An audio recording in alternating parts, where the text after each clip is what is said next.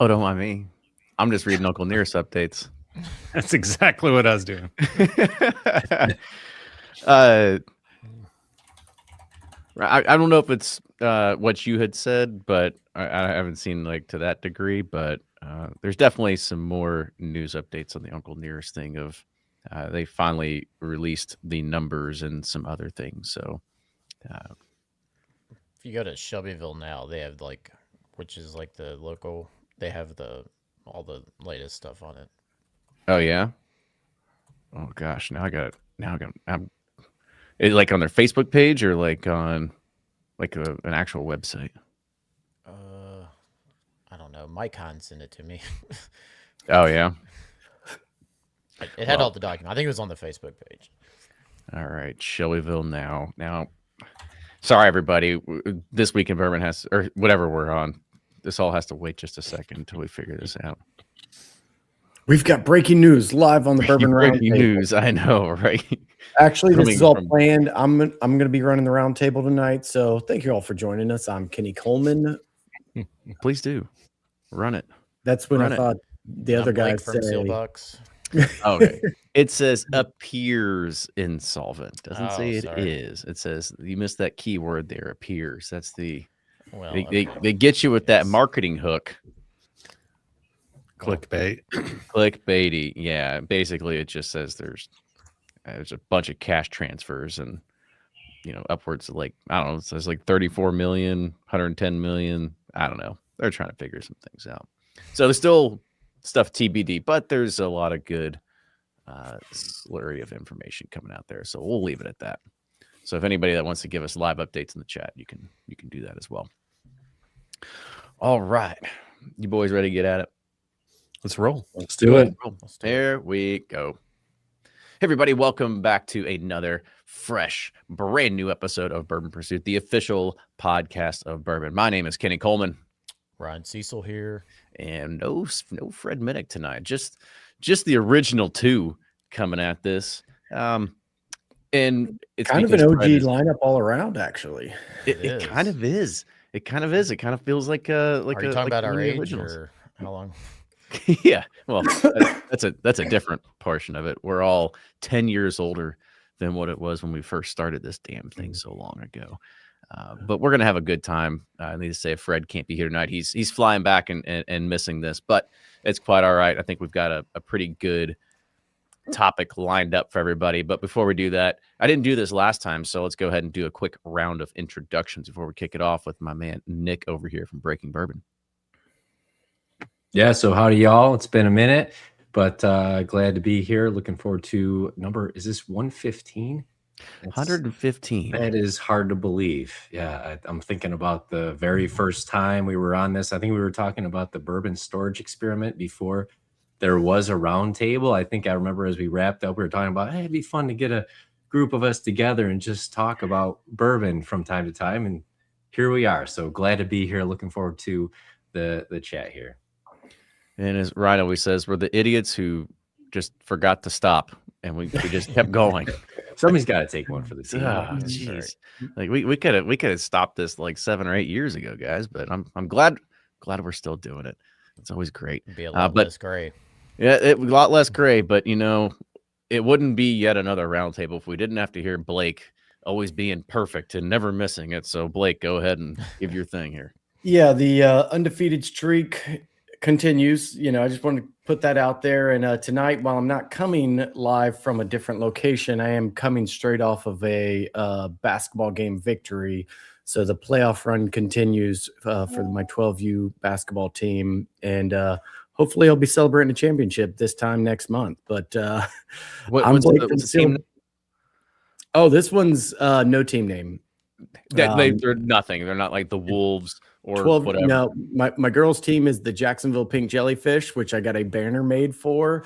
And the boys' team, I'm like, all these ideas are terrible. You can just say team on 3. I'm not going to be the 6-7s or the Rizzlers or whatever stupid thing it is. Like, I'm cutting out all ideas. We're going back to basics. Crew cuts, taking charges, diving on the floor, old school basketball. So I won't just be able straight to find bounce mine. passes. I won't be able to find them on DraftKings.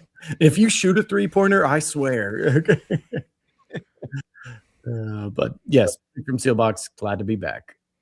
I like it. Well, at some point we're gonna have to come up with a name for your kids' basketball team by the end this is over. But I'll tell you what. Oh, we're taking sponsorships. So if you've got a heating and air business or anything, lawn care business in Kentucky, we could be great marketing. I'll get jerseys made before the next game.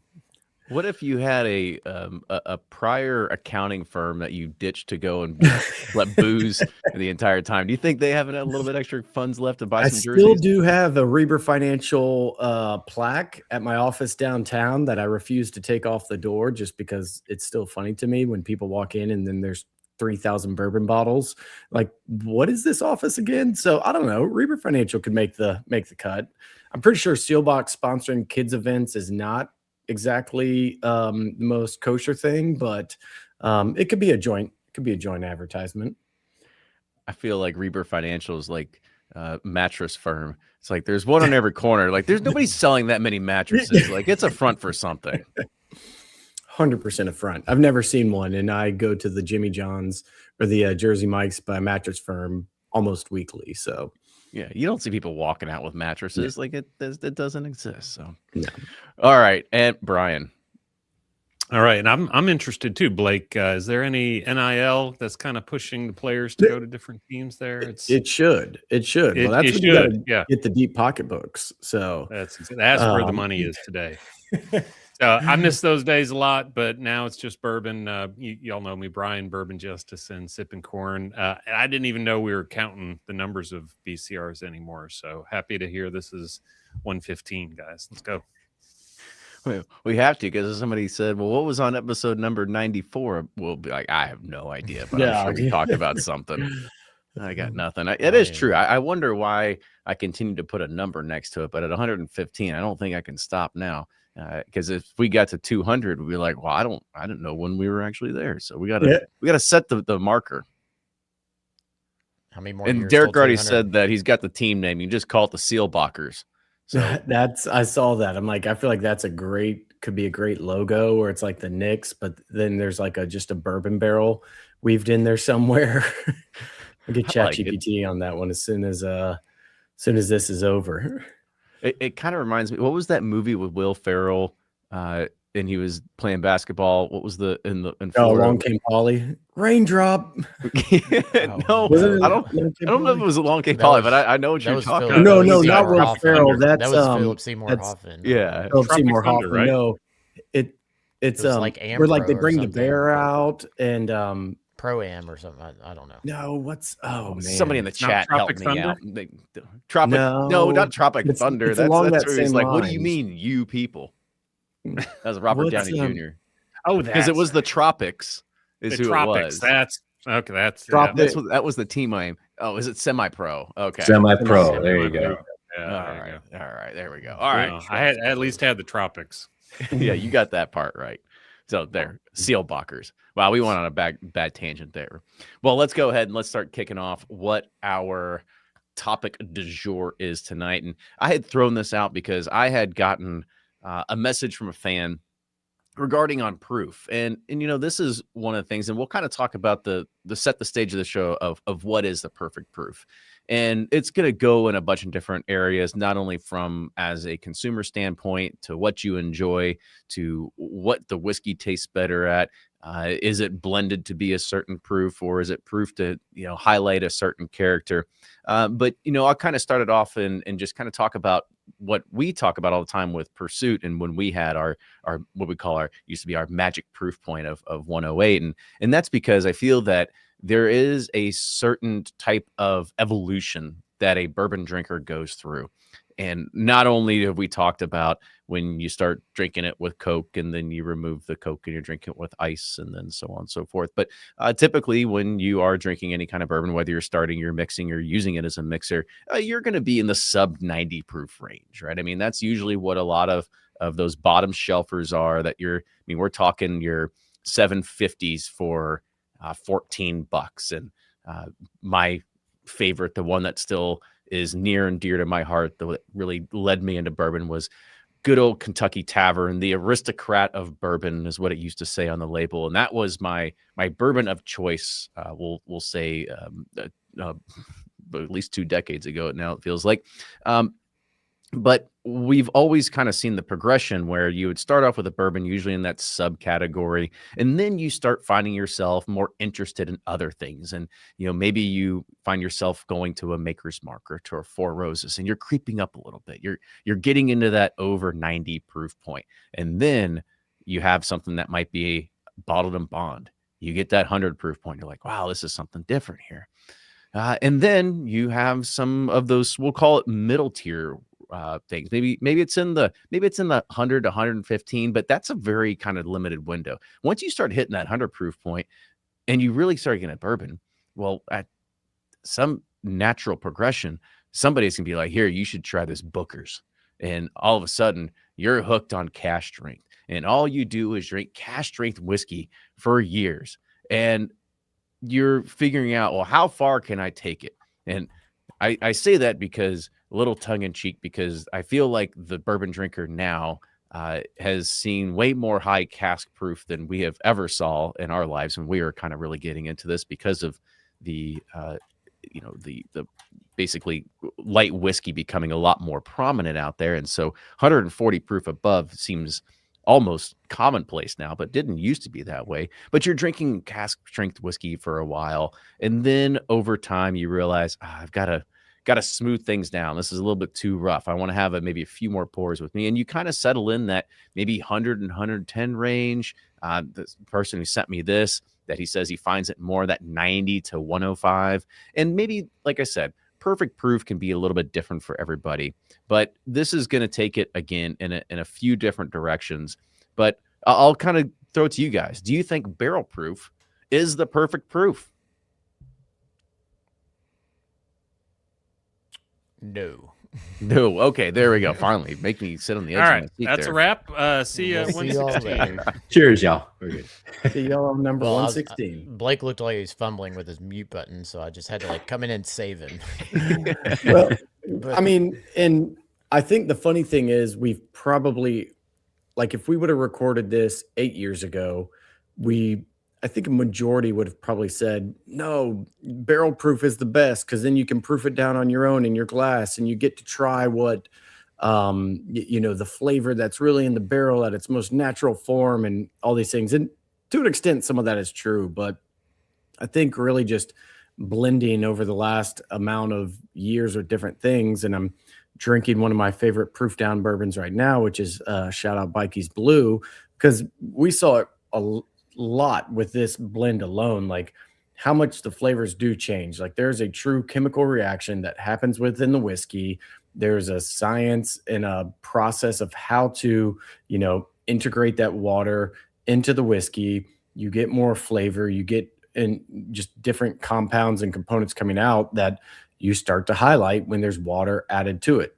Now, people will argue that all day of you got to drink it at cask strength because that's when it's the best.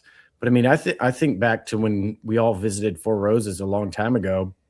I think it was Brent Elliott telling us that like they'll, evaluate the samples of whiskeys they're looking at for different products at like 70 proof, just because no flaws can be hidden at that proof. Everything sticks out.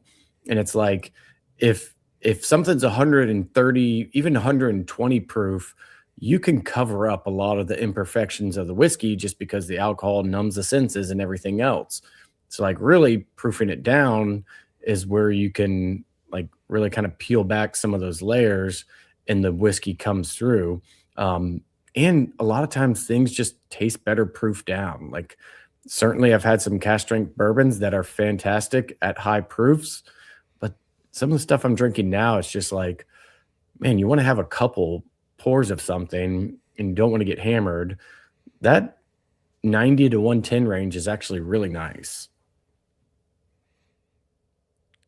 I would agree with you, Blake. And I was me and Kenny, we all went through this where it's like, it's got to be cask strength because that's in its purest form. That's what Mother Nature intended it for it to be at. Like, that's the most natural thing, like this and that. But then, like, you spend time like with these quality control managers and like master tasters, blenders, this and that. They're sampling at even sometimes at like 40 proof because they're able to pick up flaws and nuances that you just can't at cask strength, and you realize, oh, cask strength is hiding a lot of these flaws. As you mentioned, it hides or it masks your senses to where you're not able to pick up all these nuances.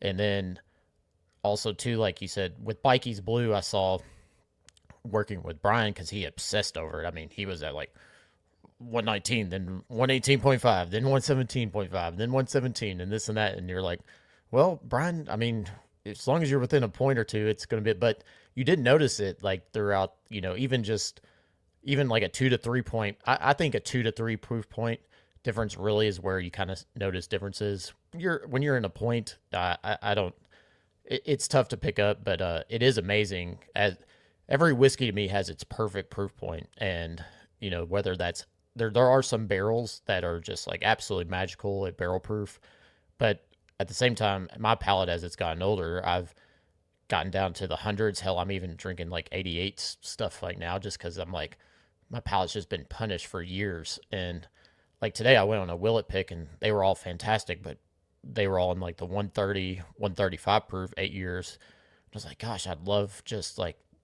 5 drops of water in this just to like tame it down a bit. And, always people get hung up on proof, and I'm like, have you ever had Michter's 10 that was bad? And it's only 94 proof, and nobody says no. 90.4. 90.4, yeah. And I'm like, that's the perfect proof point for that whiskey. Weller 107. Cusick said, 107. I think 107, 108 is that magic proof point where a whiskey geek can enjoy it. Also, a novice can enjoy it because it's not overpowering. If it's too overpowering, they can put it on ice, but it doesn't dilute too much.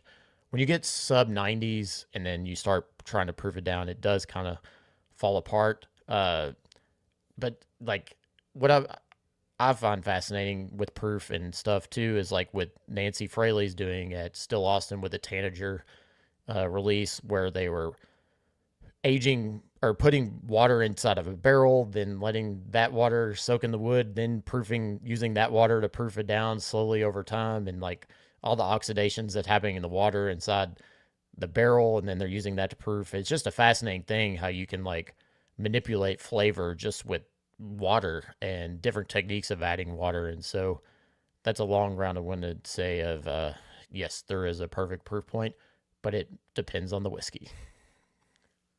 So I want to add a different concept here. We're assuming cask strength when we say it is hazmat.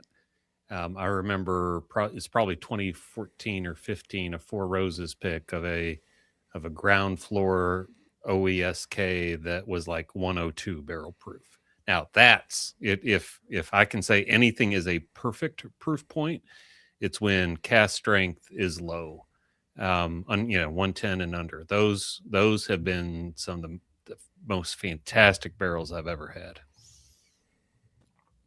It's almost like overall not a big fan of the 135s and 140s. Yeah, go ahead, Blake. I was going to say, it's almost like if somebody did a project that they double or rebarreled something 3 years ago and then slowly proofed it down over the last 3 years and then just got TTB cola approval today. It's almost like it'd be the perfect tie-in to something like this if you want to go check out Coming Whiskey and see what may be in the works. But Nice work.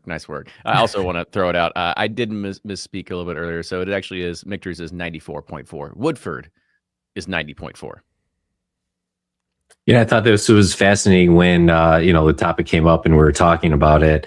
And, we don't have all the back end data here, but I started to look at the numbers of what we've reviewed on Breaking Bourbon and where those proof points are, and kind of just where do we see the biggest bubble, the most bottles there. And, keep in mind that, the cross section of what we review, is largely what is sent to us for review. It's largely what, is what we see on shelves, what's trending. We'll buy bottles, obviously, but I think everybody could probably guess where you see the highest volume there is the 100 to 109 proof point is the, stands as the highest standalone. As we go up, in the range, it really does drop off. quite a bit. And then as you go down to, we see the drop off in that sub 90 proof. So certainly, we've seen, I think, that swell of bottles that have gone over 100 proof. If we a decade ago when we started doing this roundtable, you really didn't have the high proof options that we see today. And then barrel proof started to really become a thing, and everybody started to follow that trend. And obviously, enthusiasts are drawn to that, as a general rule. But I think we're starting to see that. I don't know, maybe get a little bit overdone at this point, where now we're seeing brands starting to pull back a little from that. As you mentioned, Brian, I enjoy those when you're seeing, bourbon go into the barrel at a lower proof and then comes out at barrel proof at that lower proof. You're still getting it in its kind of purest form, so to speak. If, for those that are, kind of traditionalists that want to think of it that way and not watered down. Where I tend to have the stopping point personally is where the flavor tends to drop off, and that can really vary by any given bottle. But if I'm feeling like the flavor is just too watery, I feel like they've gone too far on the proofing down, just for the sake of trying to make it smooth for the audience or whatever the case might be. That's where I think they've taken it. The brand has taken it too far on that point. But, I agree there is a perfect proof point. And for many of these, it's probably not barrel proof. And it's interesting to see brands, I think, starting to, do more of the proofing down comparatively to just 100% barrel proof, which, has trended, but like any trend, I think we will start to see that trend peel back a little bit as, bourbon looks for newer audiences, and, not necessarily those that want that kind of mouth searing heat with each pour. Yeah, I think you make a great point about what trends are we going to see, and we had already kind of brought up as Weller as one of those great examples, and I'll throw Old Forester out as another great example too. A lot of people, when Weller Full Proof came out, when Old Forester Barrel Strength came out, we all flocked to it like lightning bugs or mosquitoes to a bright light, and then we had a few of them, but over time we're starting to realize like, I think I'd rather have a Weller 107 pick, or I think I'd rather take that black label Old Forester than the blue label because it's just more balanced. And it's hard from a consumer perspective because what's already been iterated on the show already by Ryan is saying a lot of us think like, oh, I just wish they would have made it barrel proof. Well, this Eagle Rare is coming out, and oh, if we could just have it at barrel proof. Or I've done a Buffalo Trace because like, oh, if we could just have it at barrel proof. But it's really hard to kind of know, like, you can't do it for every single barrel that goes out there. But it's really hard to sit there and maybe it's a product that we could all come up and, do a side by side of barrel proof versus the perfect proof point on a product, and you put that in a single package. But the way that I look at it is, what do you want the chef to deliver you, right? Do you want the chef to just deliver you what he thinks is the best, or the way that you want it? And obviously, you're always gonna probably think that you're gonna know what you want, but you don't know what the chef has prepared for you. And so we have to kind of get out of this mindset of thinking, well, everything should be barrel proof. Why isn't this barrel proof? Or if it was only just if it could have been here, it might have been great. But it's really hard to kind of know because we're not put in that situation. And as reviewers, all of us on this particular roundtable, we all kind of suffer from that same kind of mentality where we always go, only if it was barrel proof, or maybe if it just had 10 points more, it would have a lot more body and depth. But we weren't there when they were proofing it. We don't know what that whiskey was like. And let's give them the benefit of the doubt. They probably went through that process, but it just seems that we do have this thought in the back of our heads that all we want is barrel proof. And if it's not that way, then something's wrong. Totally. I think we had this discussion, like, particularly around birthday bourbon, Old Forester, because it's consistently come in lower over the past several years, and you're like, that one was one I was like, all right, I think it needs to be like 4 or 5 proof points more, but you don't know, like, when they batch these barrels together, maybe they tried it at that proof point and it just wasn't the best representation of it, and it got to that because the proof changes in birthday bourbon from year to year, and you don't know that necessarily. Oh, that was the best proof.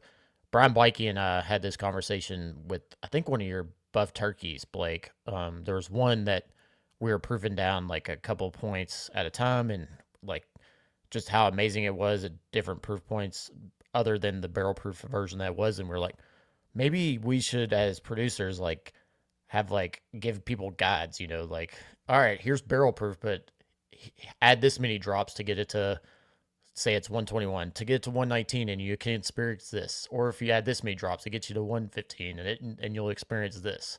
But I know that's a pain in the ass for us producers to do that, but I think it would be cool and exciting, like for consumers, like try this at these different proof points, and it can be a totally like different experience for you as a drinker. Yeah, I mean, I think is actually, you know, and I've seen that on some of those barrels where it's like, wow, like this opens up. It is really good with just a little bit of water to it. But then in the back of my head, I'm like, but people just want it at barrel strength.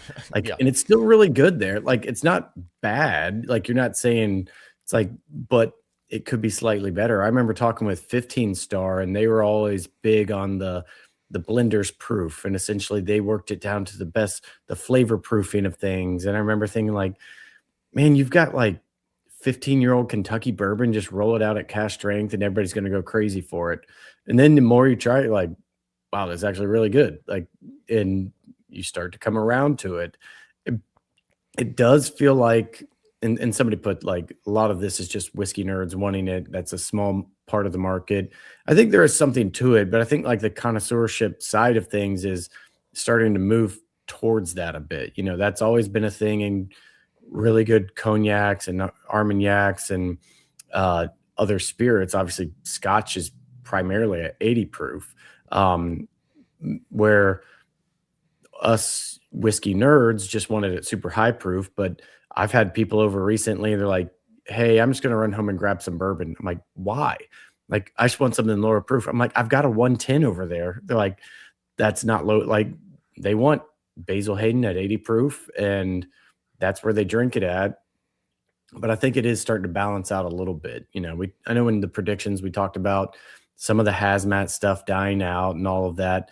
And it feels like the whole, like more of a majority of bourbon enthusiasts are now realizing like not everything has to be 130 or above. And by the way, we need to take a quick break to actually give a shout out to Chris, because we got your team name, the Buff Turkeys. Nailed it. That's got to be it. You got to give that to your son's team. You've already got the sweatshirt that says Buff Turkey on it. I'm getting Ready to children's go. sizes of those sweatshirts made as we speak. Chris, I will send you a free one. Just like Oh, that was perfect. I knew it was going to come at some point. Shout out to Chris for coming up with that one. So I want to kind of continue the conversation as trying to figure out, you know, what is the perfect proof point? You know, we've talked about it from a consumer perspective of saying that we always want barrel proof. From, you know, Blake, as a producer yourself, how do you go about kind of selecting? We've told our story about finding the 108 magic proof point a million times, but for you, how do you come out and find that perfect proof point for your particular type of whiskeys that you're trying to put in the market? Yeah, I just have Brian yell at me over samples for a long time. Brian Bikey, that is, not Brian Harrow would never yell, but no, but I mean, a lot of it is just literally sitting there with a lineup of samples. You know, you start with the base blend in all of them. You have the a little bit of water and DMA, and you're testing each one and going down the lineup of saying, okay, is this better or worse at this proof? And you kind of start with a broad range. You know, I know with a lot, we'd start with just 3 samples: barrel strength, 120, 110, and start to pick out the differences. It's like, okay, we're getting way more, you know, fruit, caramel, all those things in the 120 and the 110s. Let's narrow it down in that range. Let's go, you know, 110 with a 113 and 115 and 117 in the mix, and start narrowing it down from there. And that's where it does get a little bit hard and repetitive because you get into the mindset of like, okay, well, I get more caramel here. Well, I get more fruit here. Well, this has a little more spice on the back end. It's like, no, just what tastes better. And that's the hard part sometimes because you get so caught up in what you're getting in each one. But usually that's how we'll break it down and then go throw it in a blind to some people. Hey, 3 whiskeys for you to try. Tell us which ones you like the best. And not even telling them it's the exact same blend. And from that, you start to just refine it. And at some point, you make the call. It's like, okay, we like this one the best because here's all the characteristics it brings out. We think that is really good to us. We think that's what people will be chasing, and it just creates a better balance. So it's kind of that. You start with casting the big net, and then you just start whittling it down. I love it. Nick, I got a question for you. You pulled out the data with reviews and stuff. Do you know, like, of those, which were more popular between, like, upper, like, that people clicked on, like, of upwards of barrel proof to 100 proof to lower proof, like, with the interest in those? That's a good question. I don't have that to look at quickly, but that is a good question. I had navigated over to look at, we've only given 6 5-barrel ratings ever. We kind of reserve that for those really epic kind of whiskeys that you just like the best, or just the ones that really stand out to us in a super unique way. But going through those, they're actually predominantly mostly under 100 proof. I have the old Van Winkle Family Reserve Rye. That one comes in at 95.6. This was that tanked version from way back. We've got the let's see, Parker's Heritage Promise of Hope. That was 96, which when that came out, 10-year-old, everybody just, is interesting because it came out and everyone kind of said, oh, it's just Henry McKenna that's lower proof. Henry McKenna is 100 proof, bottled in bond. This one came out at 96. But, the reality was they found the special barrels, right? And that was what made that such a great release. And I actually bought quite a few of those and found pretty good consistency. They were single barrels, but pretty consistently similar flavor profile, which like that better than the 100 proof Henry McKenna, which is effectively the same thing. Michter's 10-year rye, that's 92.8. That was a more recent 5-barrel review. Eagle Rare 17-year from 2025. Now, granted, this is an interesting one too because they moved that proof up to 101. Was that 5 years ago, somewhere around then? Interestingly, for the first probably 3 releases, they couldn't touch what I felt like were some of the best lower proof releases from the past of Eagle Rare 17. Granted, I do tend to like older whiskey oftentimes at a lower proof. I just feel like you get more of the flavor and less of the ethanol with it that comes out. And then Last Drop, that one was a crazy bottle. Had like literally a drop of it to sample, but it was fantastic. And our highest proof one, Russell's Reserve 15-year, that's really the only high proof at 117 on that list. But interestingly, that's not something we don't talk about.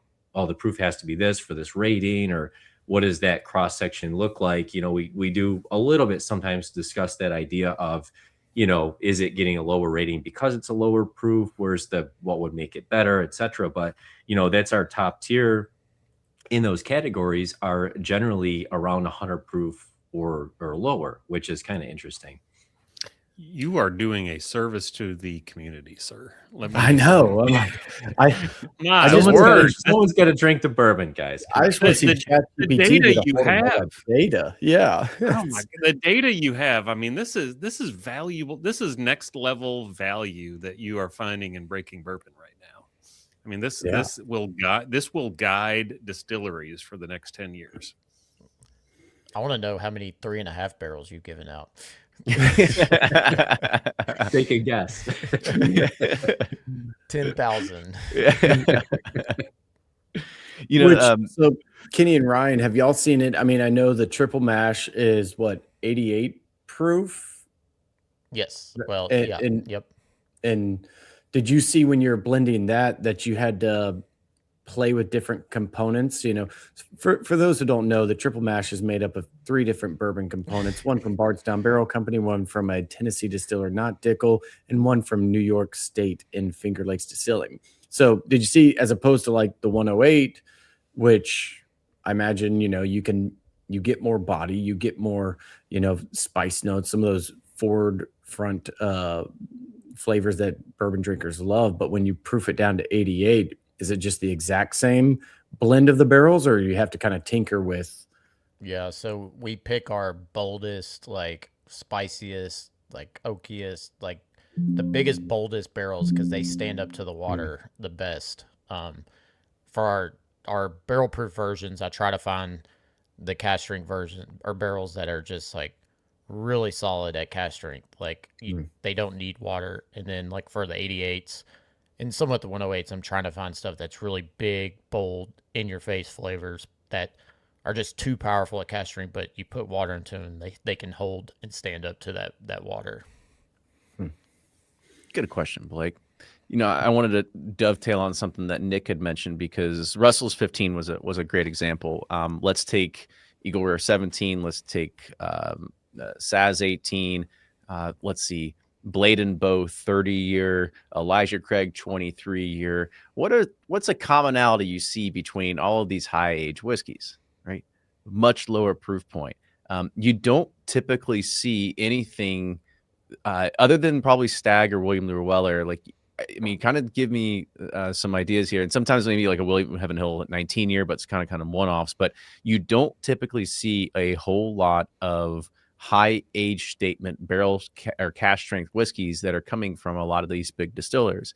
There's got to be a reason why. And it's because typically maybe the age just doesn't meet as for a large release product of some of these. Now you are going to see that come from smaller producers because they can release one-off cask strength single barrel releases, or they can do 5 to 10 barrel blends, but you're probably not going to see Heaven Hill or a Beam or something like that come out with something that is a high age statement with a high proof next to it, because maybe it's just the point where the oak takes too much and they need to tame it down a little bit.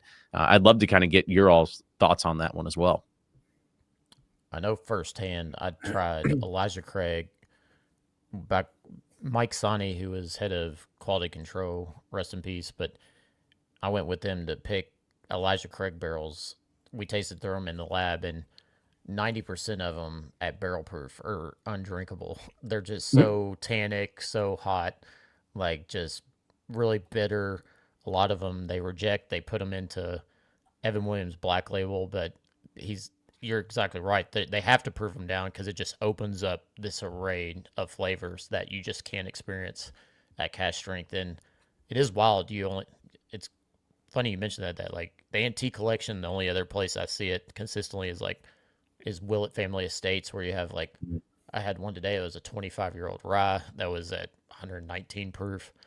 It was absolutely wonderful, but you don't see that. And I think it is because those barrels just get so tannic, so oaky, that when you have to proof them down to open up the array of flavors that it can offer. Yeah, it's almost like, to me, ethanol and water form a dynamic hydrogen bond network. At higher proof, ethanol molecules cluster and trap hydrophobic flavor. Blake GPT, here we go. I like it.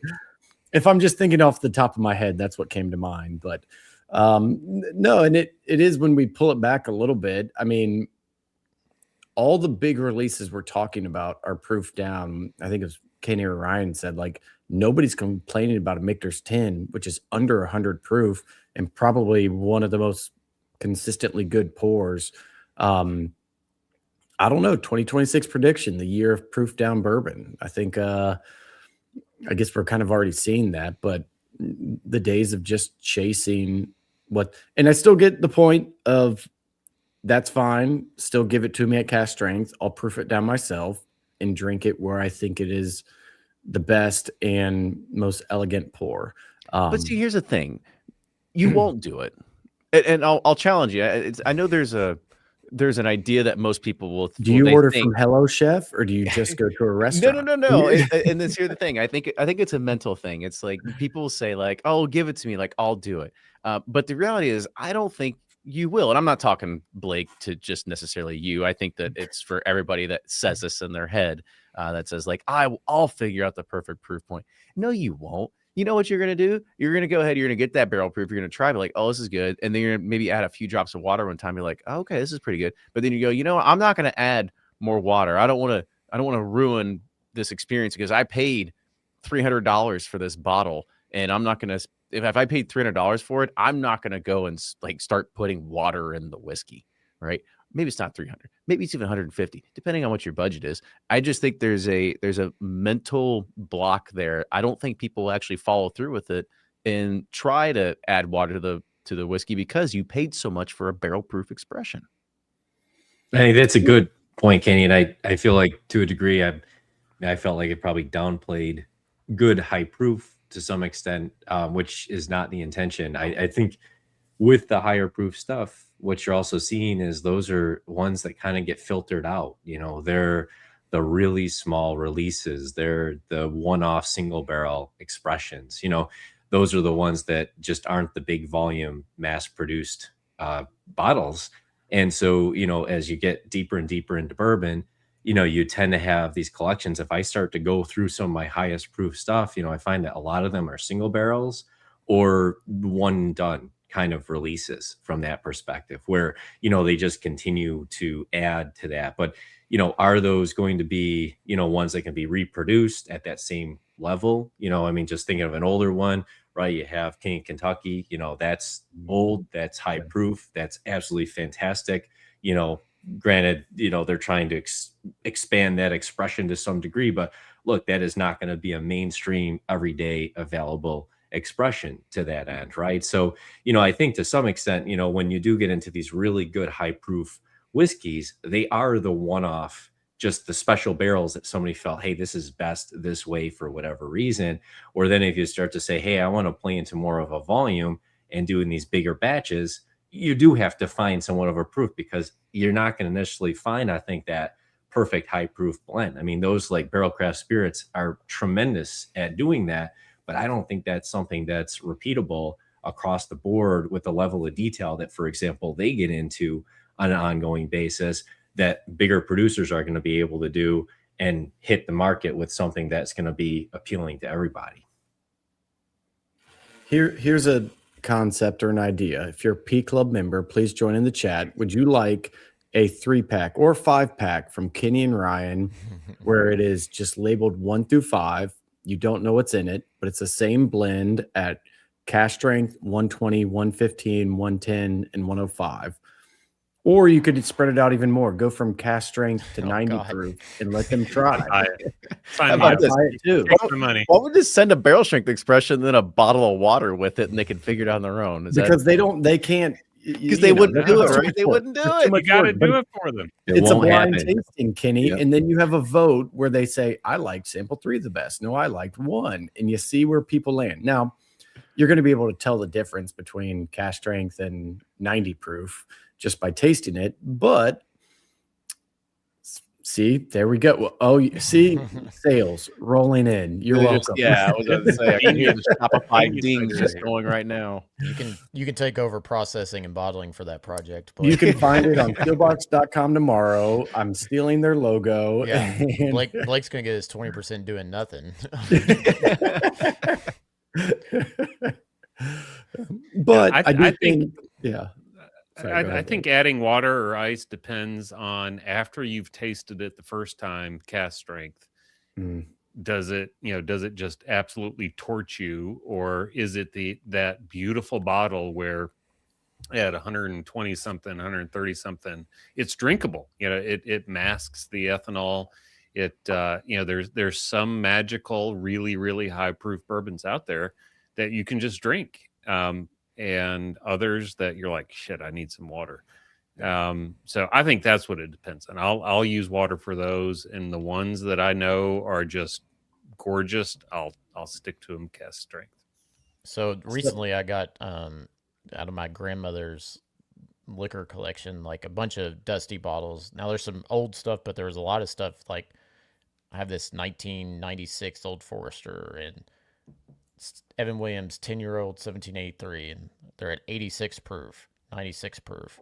I have some old Fitz stuff that's like 90 some proof, and they're all flavor bombs. I mean, they're just absolutely gorgeous. And there's something about that era where everything was produced at those proof points, somewhere in the upper 80s to low 90s. And it's like, I think they were onto something. Why the hell did we bastardize and take it to barrel proof, when all this whiskey tastes great at this proof point?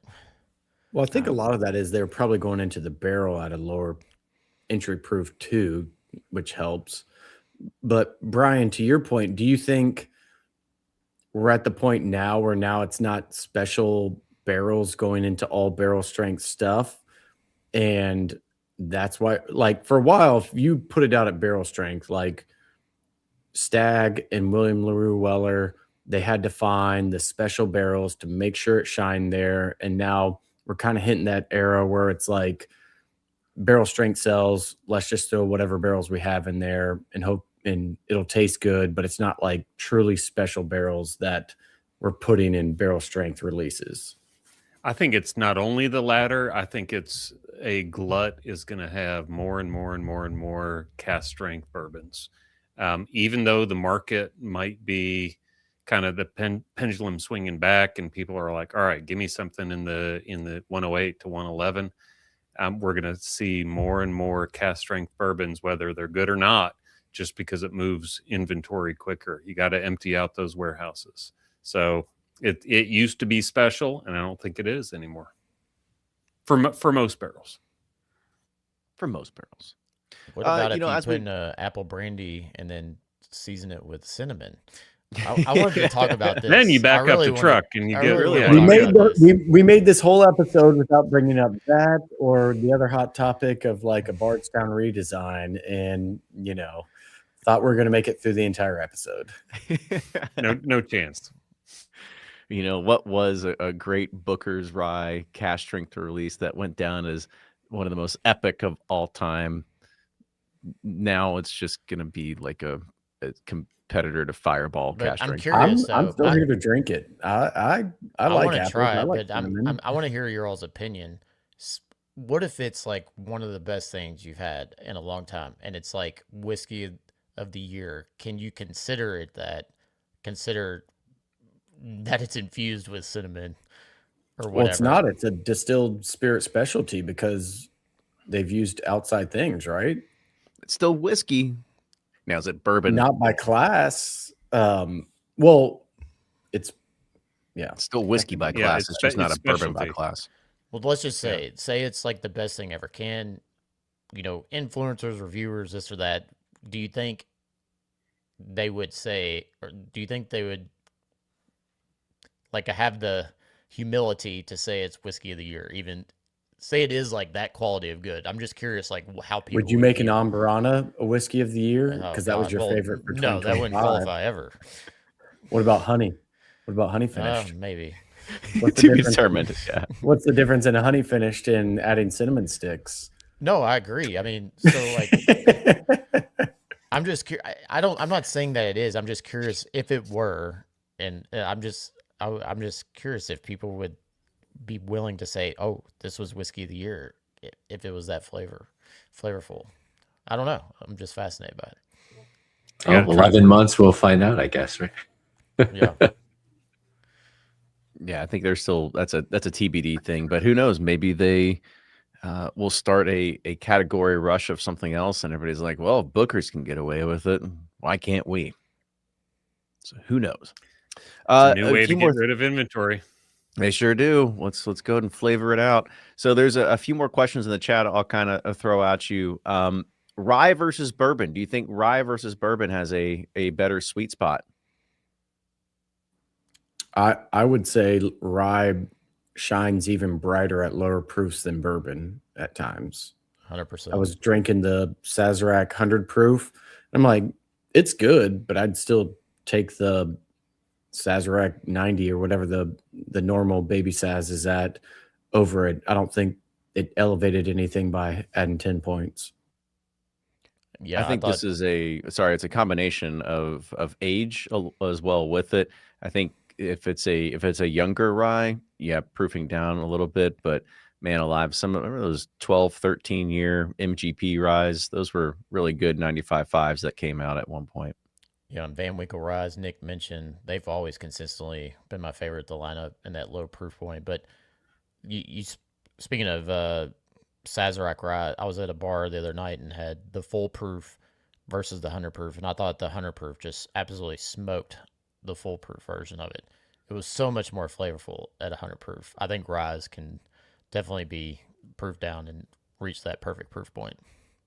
And I would say my palate on a given day or time tends to be if I'm eating food with sipping, the two correlating together, high proof can be very problematic. They just a lot of ethanol during that time. I think you kind of have to wake up the taste buds to it a bit and, kind of ease into it to some degree through a tasting or, just where you're trying to eat at the same time. So I've noticed that as well, that the same thing, it tastes very different depending on the situation, what else you're, eating or drinking at the time too, where I do tend to go for those, certainly do go for those lower proofs when say out versus the higher proofs at home, going through some kind of tasting or comparison or something like that.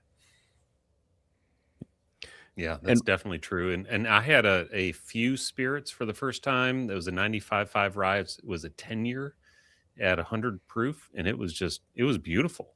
So yeah, I think rye can go lower and carry all those flavors around. And one last question here coming from Justin Jarvis of All View Liquors, based out of the Baltimore, Maryland region here. And he says, do you all think that lower entry proof into the barrel makes better whiskey? I think that we can all agree, thumbs up, that a lower barrel entry proof does make a better whiskey, especially at a younger whiskey. But his second question is there a perfect entry proof? I will say that is still yet to be determined, because at this point I can only think of Michter's and Finger Lakes that have low barrel entry proofs of 102 and 103. And then pretty much everybody else in the industry is around that 120 to 125 mark. Do you all know any other ones? Didn't Wilderness had some pretty low ones. Yeah, they had like 110. Yeah, maybe even 108, but at least 110. I think you're right, Ryan. Yeah. But if you go too low, you don't get some of the reactions that you need in aging. So there is, I think, a point of no return, so to speak. I don't know what that is offhand, but I know there is definitely the science behind it. Blake GPT will know that one. And too, if you have to have like so much to get some volume out of those barrels. If you're putting them in at 100 and they drop down, like you're not getting a ton of volume out of those, even if you're proofing them down to like 90. And so that's why the magical number they all do is 120, 125, because you're getting the most yields bang for your buck. But flavor, I think 110 to 105 is probably a good sweet spot. Peerless would be another one who does lower entry proofs. I'd have to fact check this one. This is saying Maker's Mark goes in at 110, but I don't think that's correct. I think that's been changed.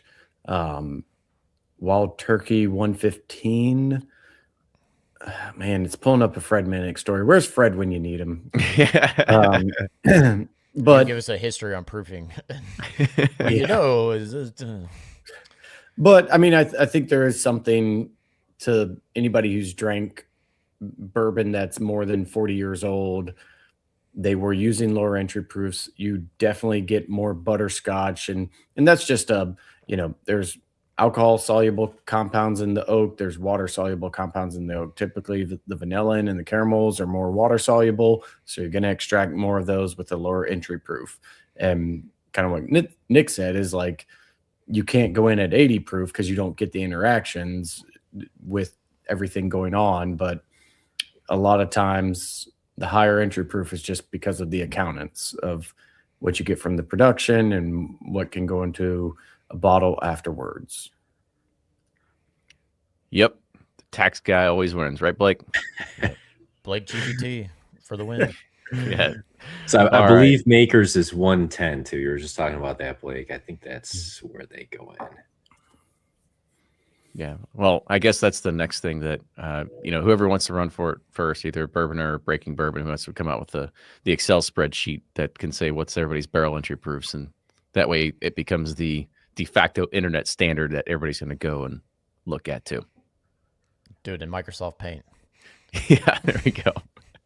All right. Well, that's going to wrap it up for this episode of Bourbon Community Roundtable as we talk about barrel proof, the perfect proof, 108 proof, whatever it is. I think that what we came out of all this is to understand that every whiskey is going to have its own proof point. And as much as we as whiskey geeks and enthusiasts, we'd like to have everything at barrel proof. Sometimes we just have to trust the chef in the kitchen that whatever he's bringing out is made to the thought that it was done with intent and done with care.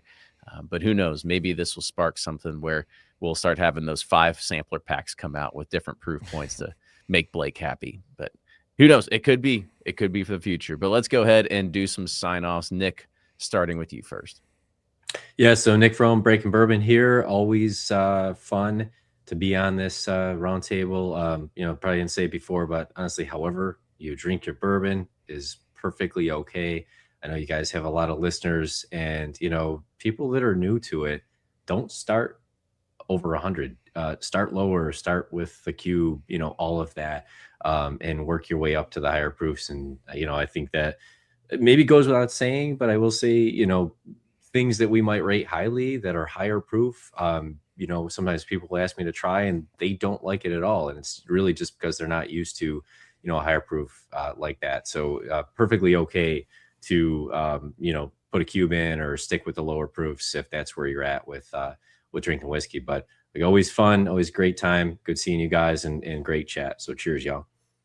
Thanks, Nick. And I totally, as we were getting to the mental things that go through everybody's mind, there's somebody else that also put it in the chat and kind of talked about like, well, if it's 96 or 97 proof, I'm not paying $100 for that bottle. And it's like, well, why not? Right? What if it was 110? Would it be any different? But that's just, again, it's sort of a mental block that a lot of people go through as well. Blake, go ahead. You're next. Yeah, Blake from Sealbox. Obviously, has been another fun one. Really enjoyed it. Just remember, drink at any proof. We will make that official tagline of the 5-pack coming out from Pursuit next month. Pursuit, drink at any proof. Thanks for having me. I got a better idea. Now that the fact that we have 5 people on here, maybe we all take the same blend. We all proof it at what we think is the right proof, and then we'll put it out there and we'll just call it Kenny proof or Blake proof, and then we'll see what ends up. I'm sending everybody samples before the next roundtable. We're doing this now. How about we do a CYOP? Is that trademark? Brian, can we use that? Can we CYOP? Yeah, let's use it. Let's just do it and see what happens. That's Pursuit's motto, right, Brian? Great legal advice right there. I like that, Brian. Not legal advice.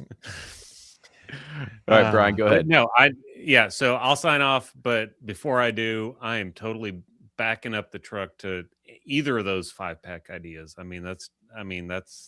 That is where it's at. It's tasting the differences that you can get with a little bit of water, with different barrel characteristics that you guys are all doing so well. Appreciate everybody. Brian was sipping corn, Bourbon Justice. Look forward, I guess, now that we're counting to 116. The countdown begins. We are 1 month away. So how about it? Well, gentlemen, this is a fun one, and I'm glad we can find a fun topic like this and take it in a bunch of different directions. I think it also goes to say that we all have a lot of experience in this, not only just from the consumer side, but now on the producer side and the retailer side, to also kind of see exactly what do consumers want, what do they chase for, and ultimately, what have we preferred over these years? And hopefully it resonates with a few of you listeners out there as well.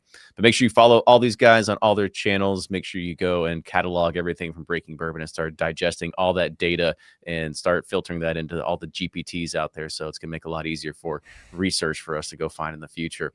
But with that, cheers, everybody. We'll see you next time. Toodles. Cheers. Cheers. Cheers.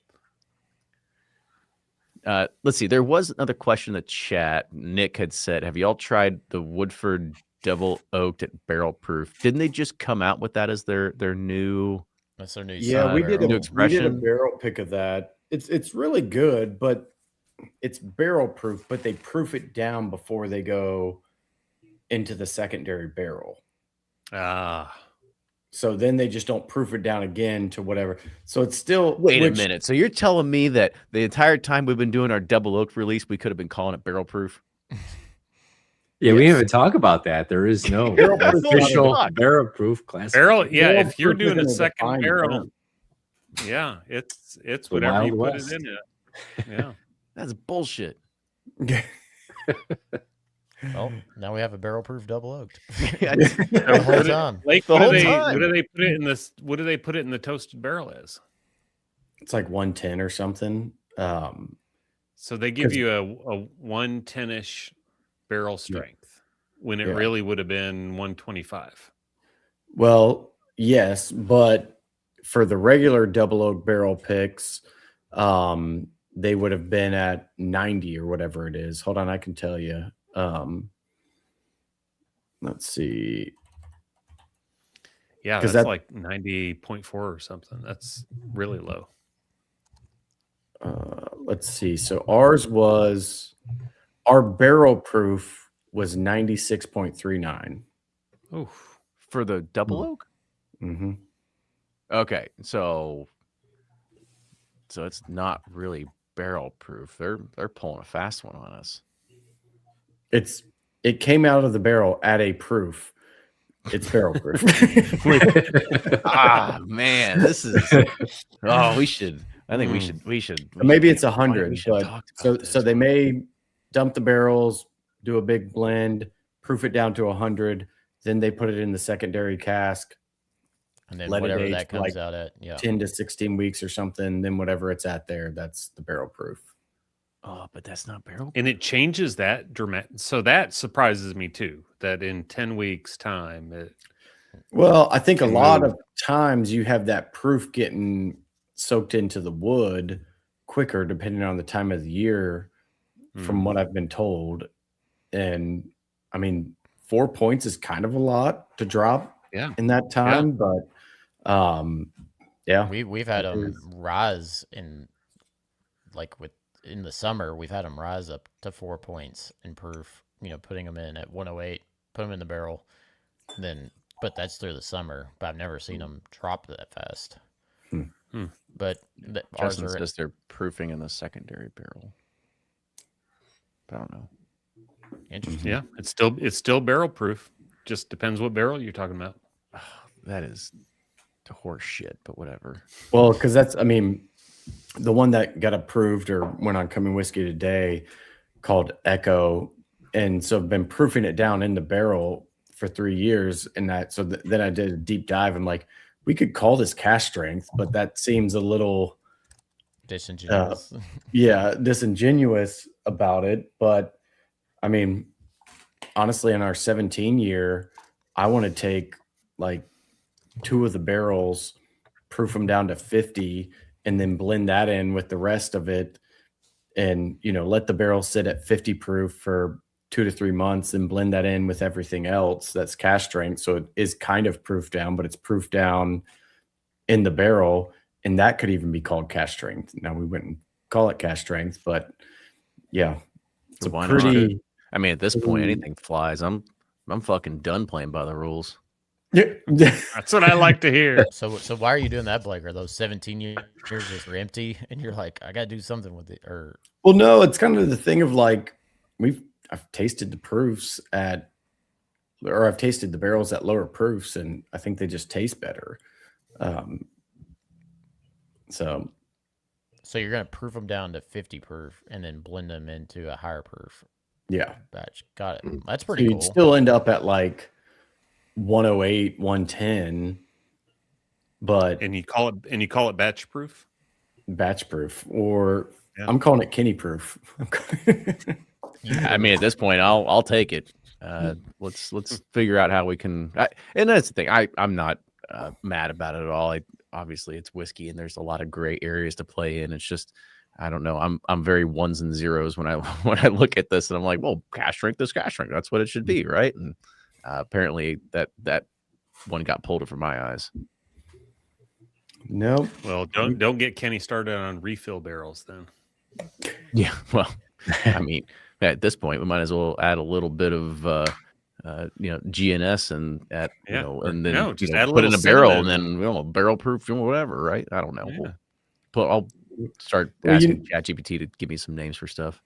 You can just continue the aging as long as it's a new barrel, not a used barrel. Yeah, that's right. Mm-hmm.